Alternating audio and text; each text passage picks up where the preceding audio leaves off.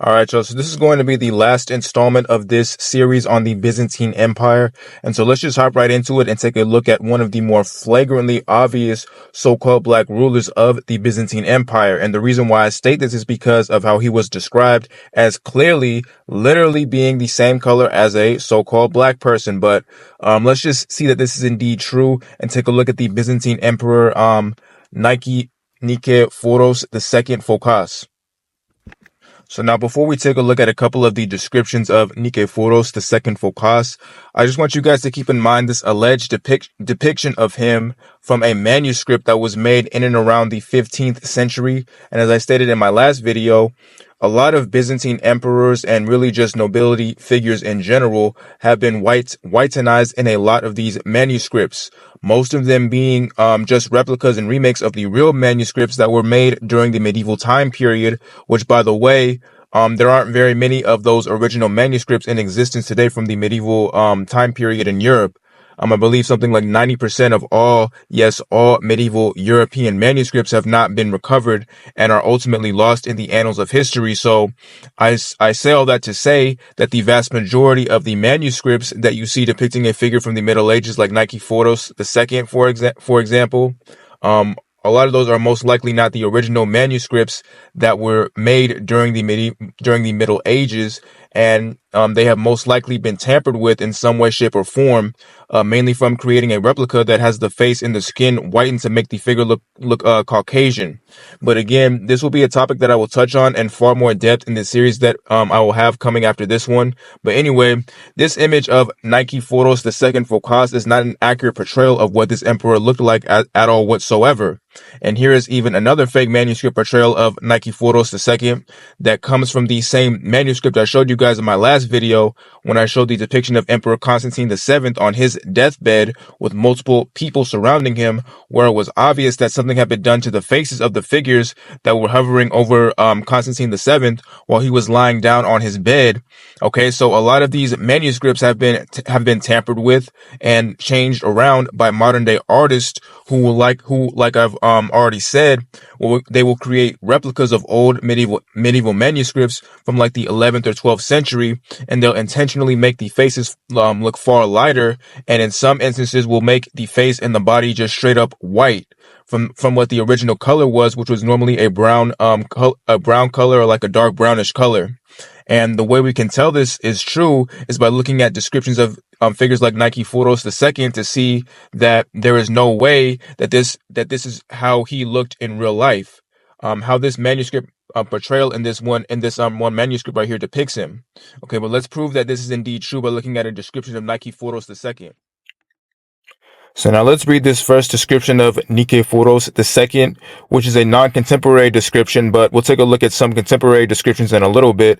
But let's just read what the author of this book says about Nikephoros' appearance based off of the contemporary descriptions that were given of him. So let's read what this author has to say about Nikephoros' appearance, starting with his appearance. So his appearance was as follows. His complexion tended to be swarthy rather than fair, and his hair was thick and dark. Okay, and we'll just stop right there because we can see that it states Nikephoros was swarthy rather than fair. And swarthy is a term that I covered on both of my videos, mainly my very first video where I was able to show that the term swarthy meant nothing more than someone who was so-called black and had a complexion that was akin to what we would think a quote-unquote black person would have today. But you know what? Let's just confirm that this is indeed true by looking at some contemporary descriptions of Nikephoros II. So we're going to read this quote from a man that was in the court of Nikephoros II at the time of his reign, who was known during his lifetime as Bishop Liutprand of Cremona. So this was an eyewitness account of what Nikephoros II looked like, okay? So now let's read what he has to say about the appearance of Emperor Nikephoros II. Let's start where it says a monster. So a monster of a man, in height a pygmy, with a fat head and little eyes like a mole. He is disfigured by a short, broad beard, thick and graying, while a short neck, scarcely an inch long, further diminishes his dignity.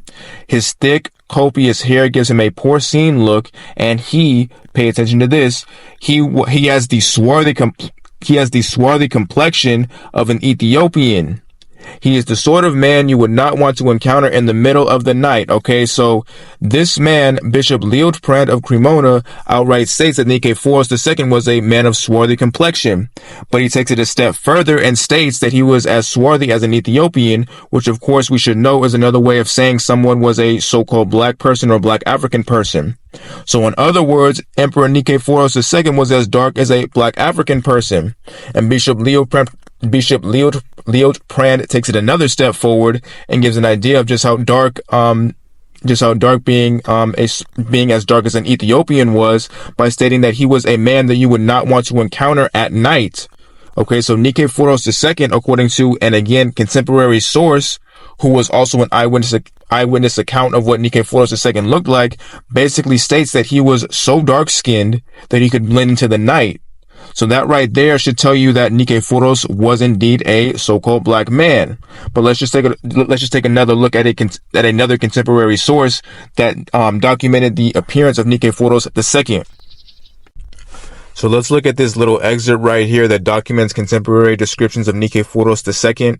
In the first half of this paragraph, it gives the same description that we just read from Bishop Liutprand, where he described Nikephoros II as being as dark as an Ethiopian. But let's read where it talks about Leo the deacon's description of Nikephoros II. And it states, Leo the deacon says his hair was black with tight curls and unusually long. And the sentence goes on to say that Leo the deacon's description of Nikephoros II's hair was the most accurate. But let's back up here for a second. Leo the deacon, another contemporary source that can attest to what Emperor Nikephoros II looked like, stated that he had tight curly hair. So what other demographic of people on the planet Earth are known to have tight curly coiled hair? By these statistics, the demographic that has the most frequent occurrence of curly hair texture are so-called black people. And the type of curls that our people are known for having are tight, curly, coily hair, right? And you know this is something that we're going to see as we move forward, particularly with the descriptions that are given or that were given to peoples like the Celts or the Iberians, who were described as having curly hair as well. But that'll be for later, of course. But anyway, based off of the descriptions that we've seen thus far of Nikephoros II, it should be quite obvious that he was indeed a so-called black man. But let's just read one last excerpt that gives us a description of what Nikephoros II looked like before we move on. So this is a book that documents the contemporary descriptions of multiple notable Byzantine emperors. And so let's look down at the description that's given by Leo Diakonos, who was the aforementioned Leo the deacon that I already cited from, who stated that Nikephoros II had tight curly hair texture. And so when we look at this description of Nikephoros II from this excerpt from the very start, he makes it clear that Nikephoros' face quote, tended to be more black than white. So again, another statement that's given by a contemporary eyewitness account of what Emperor Nikephoros II looked like states that he was a man with a black skin complexion, like that of a so-called black person. So with all of this information that we have now about the appearance of Nikephoros II, we can look back at the manuscripts that I showed earlier that were allegedly made to depict him, and we can see that the inconsistencies of how he was described versus how he was depicted in these manuscripts. Okay, so this is what I meant when I stated a little earlier that the manuscript depictions of historical figures, particularly if they were of nobility and had a significant role in history, are oftentimes fake, fabricated, redone images of the original manuscripts that were made of these historical figures. And like I said, most of the illuminated manuscripts from the medieval time period or the Middle Ages, the real ones, have either been destroyed or lost in time. About 90% of them have not been recovered. Okay, so that is a real statistic that you can go ahead and look up yourself. So, but when we see a figure like Nikephoros II being depicted here in these obviously fake illuminated manuscripts, it should go without saying that this is not how he looked based off of how he was described by actual people who saw him. He was said to have had tight curly hair. The Nikephoros in this image has straight wavy hair. but it is in no way curly.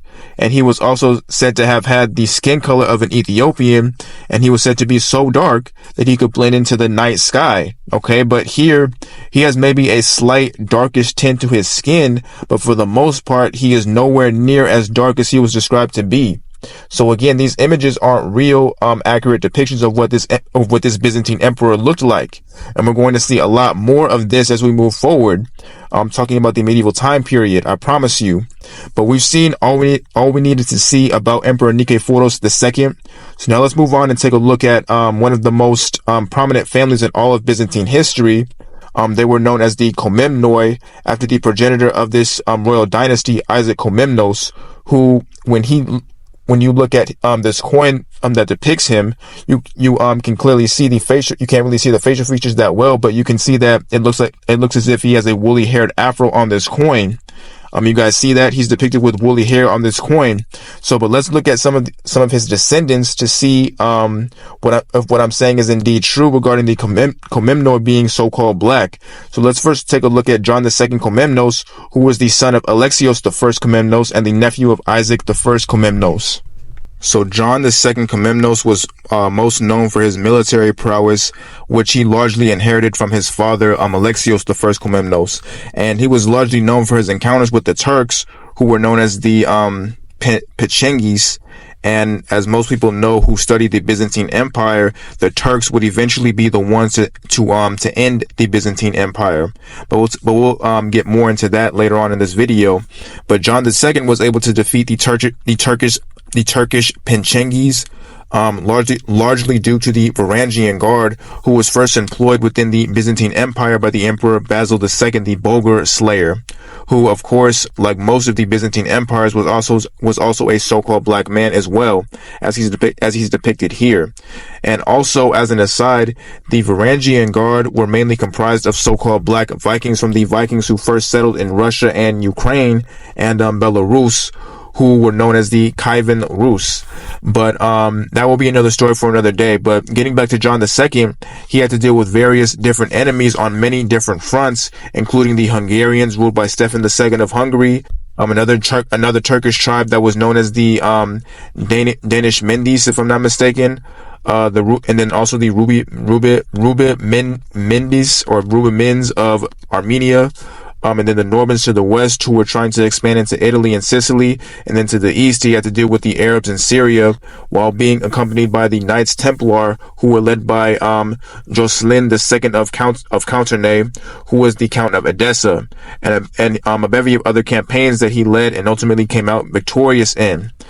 So this has made John II Komnenos remembered as one of the greatest militaristic minds in the history of the Byzantine Empire, and as one of the greatest overall Byzantine rulers in the empire's history. But now that we've gone over a little bit about John II's life, let's take a look at how he was described. And once again, we're going to compare a lot of the so-called alleged manuscript depictions of John II Komnenos to see if they are indeed in alignment with how he was described. And spoiler alert, no, they were not, but I just want to keep accentuating this just to prepare you guys for the abundance of art pieces that we're going to see moving forward that falsely depict these men as Caucasians. Okay, so now that it can be understood the level of cover up that has been imparted on the masses about the medieval time period and who was in rulership during that era in world history. But anyway, let's look at a couple of contemporary sources that document the great John II Komnenos' appearance. So this first description that we're going to read comes from the words of John II's own sister, Anna Komnene.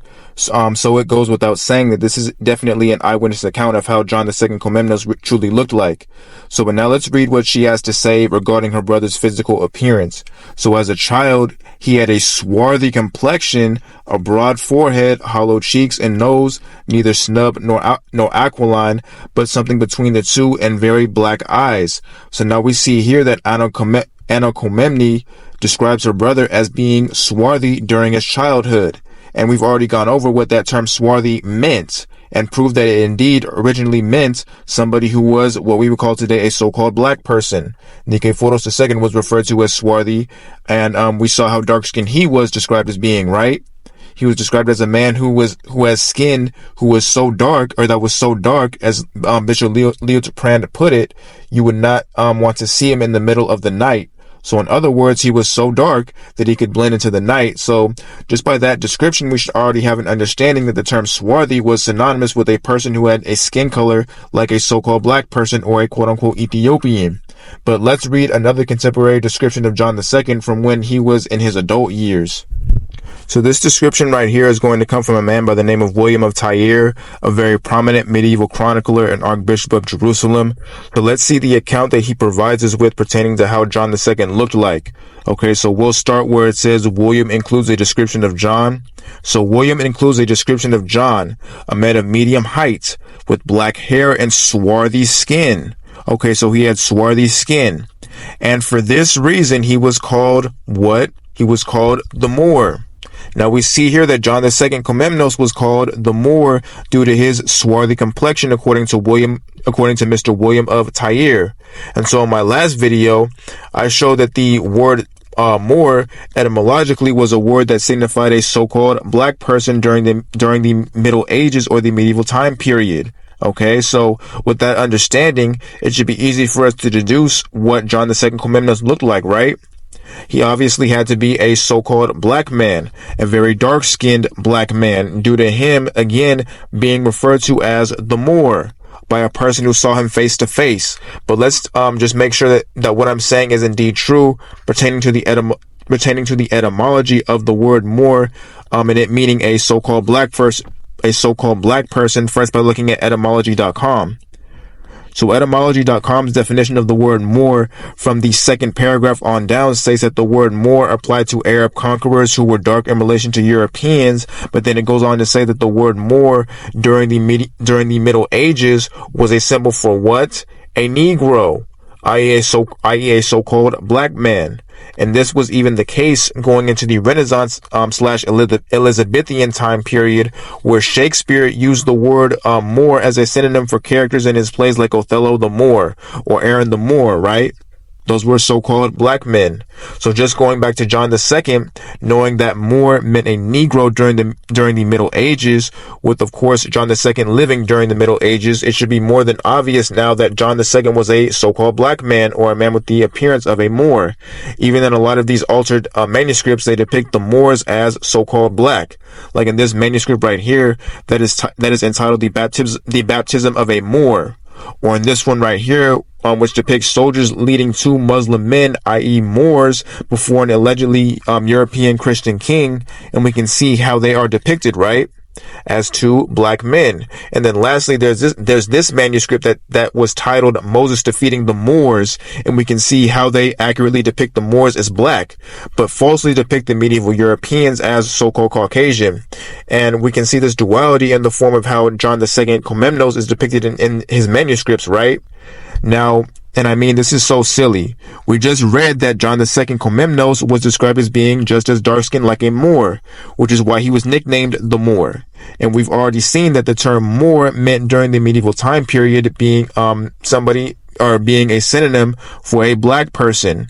And we even saw just a few of the many different medieval manuscript depictions of the Moors, who were clearly depicted as so-called black, which only bolsters the notion that a Moor during the medieval time period just meant somebody who was so-called black. So how can it be that John II Komnenos is being portrayed in this medieval manuscript as being a dude with no skin color at all and purely white or light-skinned? Okay, you see, this is how you can tell that a lot of these manuscripts from the medieval time period, or at least allegedly from the medieval time period, have been redone or repainted or just simply recreated to look Caucasian. Because there is no way that John II was called the Moor because of how dark-skinned he was, and he looked like this. So once again, a lot of these medieval manuscripts are not accurate representations of what these figures actually looked like in history. But thankfully, there is somewhat of an accurate portrayal of John II Komnenos and what he looked like. And here it is right here. This is what a lot of medieval manuscripts that depict prominent figures look like when they have not been altered. This right here is how John II Komnenos and other kings, queens, and nobles from the medieval time period should always be depicted looking like. But anyway, in this manuscript, John is depicted on the left of what looks to be Christ at the top of both John and one of his sons, who was named Alexios, who was also portrayed with the same dark, so-called black skin color as his father John II. Now, John II had another more famous son in history than the one who was portrayed here, who, like him, was also described as a so-called black man. And his name was Manuel I Komnenos. So now let's just talk a little bit about him real quick. So now this first description of Manuel I isn't necessarily a contemporary description, but it will set the stage for the contemporary descriptions that allude to Manuel I being a black man. But let's just read what this author has to say about Manuel I and how he was described. So Og arrested Isaac before he could act, preparing the way for Manuel's return to Constantinople in August, and the first chance for his people to assess him. They saw a remarkably tall, if slightly stooped, young man, swarthy like his father, but far handsomer, with a refreshing zest for life. So this author describes Manuel I's complexion as being swarthy just like his father's, and we should already have an idea of how swarthy his father was by the way, or by the name that was given to him, right? His father John II was called the Moor because he had the complexion of a Moor, or a so-called black person. So for this author to state that Manuel had the same swarthy complexion that his father had, it should let us know how dark Manuel I was. But now let's look at yet another description of Manuel I that describes him as a man of dark complexion, but also specifies more what kind of complexion his resembles. Okay, so let's just read this description of Emperor Manuel I, which says, before he died, had his youngest son Manuel, who was with him in Cilicia, acclaimed emperor. Manuel Komnenos was exceedingly tall and was so dark, he was so dark that his enemies taunted him as a Negro. So this little excerpt right here tells us that Manuel was so dark that enemies of his could mock him as if he was a Negro or a so-called black man, which would mean what? Well, it would mean that he had to have the same skin complexion as a Negro or a so-called black man, right? But what this excerpt is alluding to is an actual event that took place and was recorded by an onlooker who saw this event occur in real time. It was an event that was meant to mock Manuel I Komnenos and his dark complexion by comparing it to that of a so-called black or black African man who was literally supposed to play Manuel I. But let's take a look at what this exactly was. So now let's read an account from a contemporary source that documented an event that took place in order to mock and allude to the dark skin complexion of Manuel I. Because he had developed an antagonistic relationship with his former allies, the Venetians from Italy, this resulted in a battle between the allied forces of the Byzantines, led of course by Manuel I, and the Venetians, which resulted in the Venetians being defeated, and this defeat compelled them to become very embittered towards Manuel I, so much so to the point that they tried to mock him by utilizing a person of a certain race to accentuate how dark-skinned Manuel I was. But let's just take a look at the description of this event to see what exactly happened and who was used to represent Manuel I Komnenos. Alright, so now we're going to take a look at a description of the event that occurred amongst the Venetians, where they sought to mock Manuel I due to their bitterness towards the defeat they suffered from him and his armed forces. So now let's read this. So according to Nikitas Koniates, an imperial high officer turned chronicler, there was a further monstrous event. They stole the imperial ship, adorned the imperial cabins with curtains interwoven with gold thread and with rugs of purple, and placed on board an accursed mannequin, a certain black-skinned Ethiopian.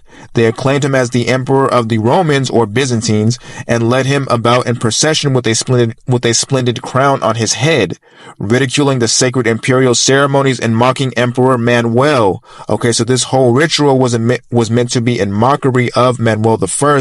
So just keep that in mind. But reading on, as not having yellow hair, the color of summer, but instead being blackish in complexion, like the bride of the song who says, "I am black and beautiful, because the sun has looked askance on me." So a lot was said here in this statement by Nikias Koniates. In the first couple of sentences, he mentions how a so-called black-skinned Ethiopian man was brought aboard on the Venetian ship to act as Manuel I Komnenos himself, which is why he was adorned with with the crown and mockingly performed a lot of the sacred rituals of the Byzantines.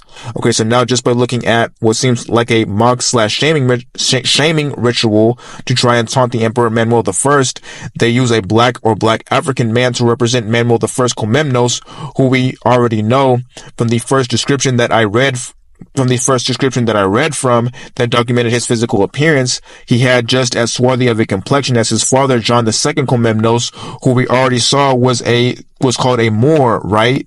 The word Moor, like I just showed during the medieval time period, was a word that was meant to act as a synonym for a so-called black person or a Negro.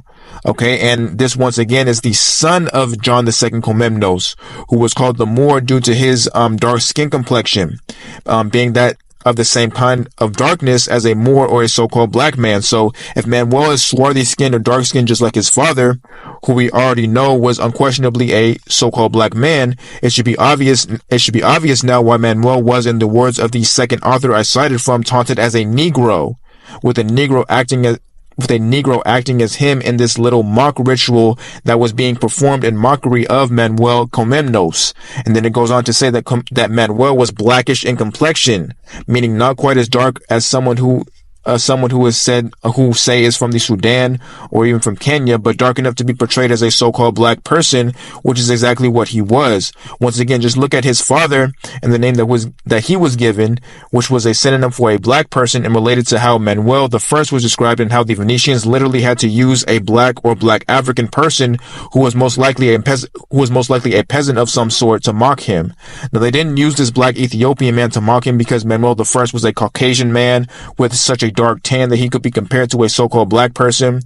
There's no mention of that in the statement that was given by Nicetas, and in fact, the only thing that he was said to be mocked for by the Venetians was his hair and it not being yellow enough. But they most likely used the black Ethiopian because he was of a low estate. Like I said, he was most likely a peasant of some sort. So they were more using him to taunt Manuel I, basically calling him a peasant to make him look, or to make him seem inferior to them. But the way in which Manuel was described, and with him being the son of a man who was basically called a Negro or a black man, there should be no doubt that Manuel I Komnenos was indeed a so-called black man himself. So there we have Manuel I Komnenos and the Komnenoids, who through both of the descriptions of Manuel and his father John II, it is safe to say that all of the members of the Komnenos family were so-called black. And the Komnenos family was amongst the last families to rule in the Byzantine Empire before it was ultimately deposed and taken down by the Ottoman Turks, who, like I stated in my first video on the Byzantine Empire, were a group of so-called Caucasians who were starting to gain more and more prominence within Europe. The Ottomans' objective to infiltrate and conquer the Byzantine Empire was led by a man by the name of Mehmed II, which is somebody that I've already talked about or mentioned on this channel in my Dracula series. For those of you who have watched that video and remember when I discussed the Voivode of Wallachia, Vlad Dracul III, who you'll remember that small tidbit of information that I gave of Mehmed II. But yeah, the Ottoman Turks were a formidable group of people who were starting to become more and more prominent of a threat within Europe, which was largely, of course, Christian. And the threat of the Ottomans, who were Muslim, coming into the fray of Europe, conquering and permeating their religion into the continent, was something that was very prevalent, and most likely the not so distant memory of when the so-called black Muslim Moors and the Saracens were ruling in Europe and desecrated the Holy Land of Jerusalem with their Islamic beliefs, was something that the medieval European Christians didn't want to happen again. So you can understand the threat that these different empires in Europe felt at the sight of the Ottomans, who really started to gain prominence almost right after the end of the Crusades. Because the Crusades ended in 1291 AD, and the start of the rise of the Ottomans started in and around 1299 AD. That is when they established their empire, which would eventually find its way to the capital of the Byzantine Empire, Constantinople. And on April the 15th, 1453, the Ottoman Sultan made his way into the confines of the Byzantine Empire, right at the heart of the kingdom. The Ottoman Turks had entered into Constantinople with 150,000 men, and this was a stark contrast to the army led by the very last Byzantine emperor in its history, who was Constantine XI had, which was around like 8,000 Greeks, Venetians, and Genoese. And of course, Constantine the 11th knew that he didn't have enough manpower to defeat the Ottomans, but he still elected to stay and fight to the very end against the Turks, first visiting the Hagia to take so-called Holy Communion, and then he said his last goodbyes to his family before he departed to go into battle. Constantine the 11th ended up dying in battle, but his body was never recovered, nor has there ever been a grave found for him. But a legend still exists to this day that Constantine the 11th actually didn't die, and instead his whole body turned to stone in the form of a marble statue. And legend has it that one day Constantine the 11th will return back to normal and return to take back Constantinople once again, which is now called Istanbul to this day. After the Turks had conquered it and renamed the capital city of the Byzantine Empire to that name. So that ultimately was the end of the Byzantine Empire. And like I stated in my last video, on this topic, to the very end, the Byzantine rulers were still so-called black, as is evidenced by the portraits of Constantine the 11th and his brother, who he inherited the throne from, who was named John the 8th, Pelagos, if I'm not mistaken. But the end of the Byzantine Empire marked a major turning point in the overall collapse of so-called black people's rulership in medieval Europe, and it even affected the psyche of a lot of the other contemporary kingdoms to the Byzantine Empire within medieval Europe, because they looked at the Byzantine Empire as a very prestigious and even sacred to a degree, because it was the fount of most of the religious adherences that the vast majority of the Christian empires followed, and plus it was looked at basically in the same light as the Imperial Roman Empire for a while, which was a huge inspiration for a lot of the medieval European empires that ruled all the way until the 1500s. But yeah, the collapse of the Byzantine Empire was one of the first dominoes that had to fall in order for so-called black people's rulership to falter and ultimately come to an end. About 100 years before this event happened, you had the Black Plague that took place, which killed something like over 70% of England's original population, and like an estimated 30 to 50% of all Europe, Europe's original population was killed by the Black Plague as well. And recent studies that we're going to go over in my next video series have suggested and even came to an outright conclusion that the quote-unquote bubonic plague wasn't actually spread by the way conventional history teaches us it was spread, which was by rats that migrated over to Europe, carrying the disease and spreading it to the medieval European population at the time. What actually happened was the disease was spread through the preponderance of body lice that was spread by humans. Okay, but again, we'll go over that stuff in much greater depth in my next series.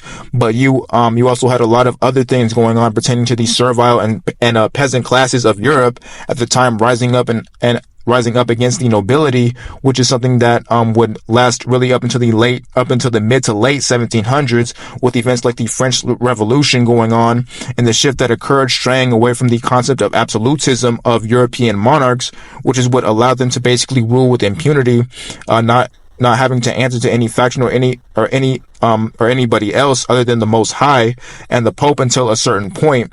Which brings the conversation to another major turning point in European history, which was the Protestant Reformation, which caused a rift between empires who purported to be either Catholic or Protestant, and caused some of the most destructive wars in Europe's history, like the 30 Years' War, as well as things like the Jacobite rebellions, which caused the Stuart line, who were so-called black people, to fall from grace as the monarchs of England, Scotland, and Ireland, and various other things had to occur in order for the so-called black man and woman to lose their rulership in Europe. So we'll discuss all that, and we'll also be taking a look at how so-called black rulership in Europe has been wiped out of the conventional rule of thought in history through the altering of many different pieces of artwork, purposely mistranslating words from documents that describe what certain individuals and groups of people looked like, and a bevy of other ways that history has been what some people might call quote-unquote whitewashed, as I briefly went over, was an actual thing that was going on even during the medieval time period or the Middle Ages. But yeah, we'll talk about all of that stuff in my next video series, which will act as kind of like another prelude to the medieval European series, but it's necessary to go over so that we can see not only how so-called black people's history has been essentially wiped away and very heavily altered, but it will also act as a way for me to show you guys how our downfall happened. Okay, but yeah, we'll cover those topics in my next video series.